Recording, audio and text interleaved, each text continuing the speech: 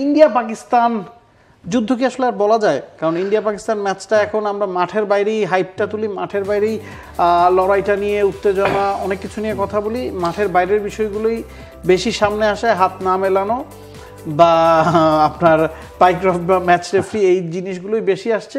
মাঠের লড়াইটা আসলে এক পেশে কোনো বদলের সম্ভাবনা দেখেন?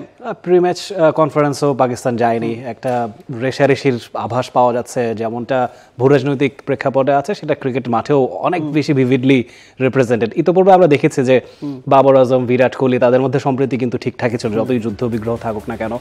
এবারে ডিফারেন্ট সিনারিও এবং খেলাতেও অনেক পরিবর্তন। পাকিস্তান একদম কি বলবো, ম্যাচেই নেই বলতে গেলে। আগের ম্যাচ যে খেলাটা হয়েছে সেখানে মনে হয়েছে যে ইন্ডিয়ার একচ্ছত্র আধিপত্য দেখা গেছে, ব্যাটে হোক কিংবা বলে।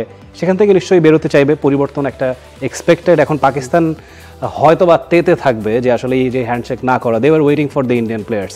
আর এটা ওইটা না, কাপড় ধোয়ার একটাই সলিউশন, চাকা অনেক ওয়ান।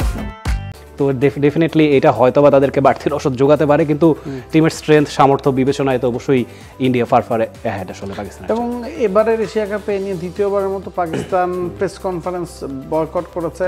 শেষ ম্যাচটায় তারা প্রেস কনফারেন্সে অংশ নেয়নি এবং এই ম্যাচের আগেও প্রেস কনফারেন্সে তারা অংশ নেবেন এটা তারা জানিয়েছে, কারণটা জানায়নি। এবং আমরা দেখেছি যখন ইন্ডিয়ান প্লেয়াররা হাত মেলায়নি তখন সালমান আলী আঘা প্রেস কনফারেন্সে আসেনি, হেসেন এসেছিলেন।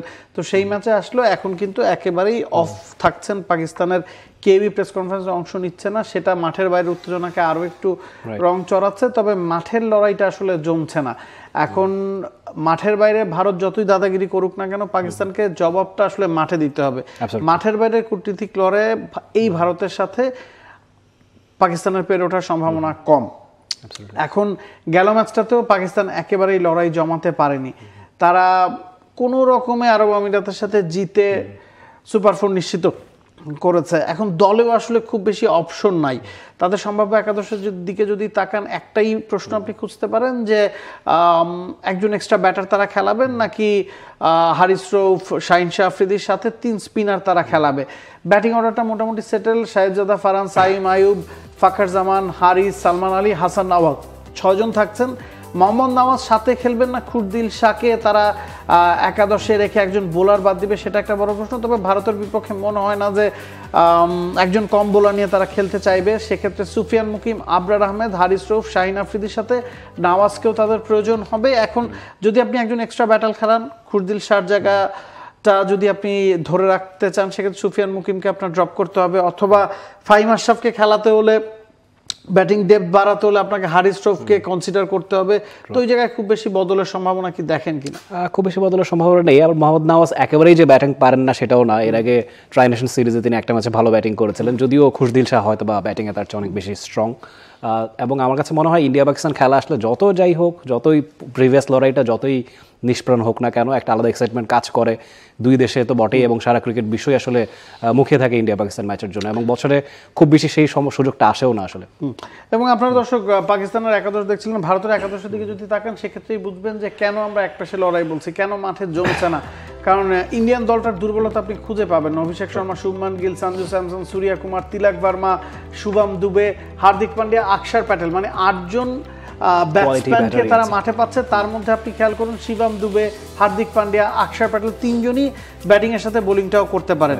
অক্ষর প্যাটেলকে হয়তো আপনি বোলিং অলরাউন্ডার বলবেন, হার্দিক পান্ডিয়াকে আপনি প্রপার অলরাউন্ডারই বলতে হবে। শিবম দুবে হচ্ছে ব্যাটিং অলরাউন্ডার, তাদের কাছে ভ্যারাইটি আছে। স্পিন ডিপার্টমেন্টও যদি দেখেন, কুলদীপ, বরুণ চক্রবর্তীর সাথে বুমরা খেলছেন। আর্শদীপ হয়তো আজকে থাকবেন না, গেল ম্যাচে হর্ষিত রানা, আর্শদীপ খেলেছেন, বুমরাকে রেস্ট দেওয়া হয়েছে।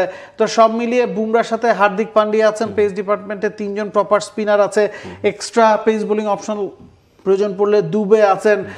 Left hand right hand combination, টি20-র বিস্ফোরক ব্যাটার বলতে যা বোঝায়। র্যাঙ্কিংয়ের দিকে যদি আপনি তাকান, টপ 10-এ ভারতীয়দের আধিপত্য, তিলক ভার্মা, সূর্যা কুমার, অভিষেক শর্মারা সেখানে আছেন। তো এই দলটার তো আসলে দুর্বলতা নাই। এমন অবস্থা দাঁড়িয়েছে যে তাদের খারাপ দিনেও আসলে পাকিস্তান ভালো খেলে তাদের হারাতে পারবে কিনা সেই প্রশ্নই থাকছে। এবং সে কারণে আসলে আমরা বলছি যে লড়াইটা একপেশে হয়ে যাচ্ছে। মাঠের বাইরে পাকিস্তান চাপে আছে, উত্তর দিতে হলে তাদেরকে মাঠে লড়াইয়ে এই ভারতকে হারিয়েই দিতে হবে। For more updates, subscribe to our YouTube channel and click on the bell icon. Follow us on Facebook and Instagram. Download T Sports app to enjoy exciting games and highlights. Visit tsports.com.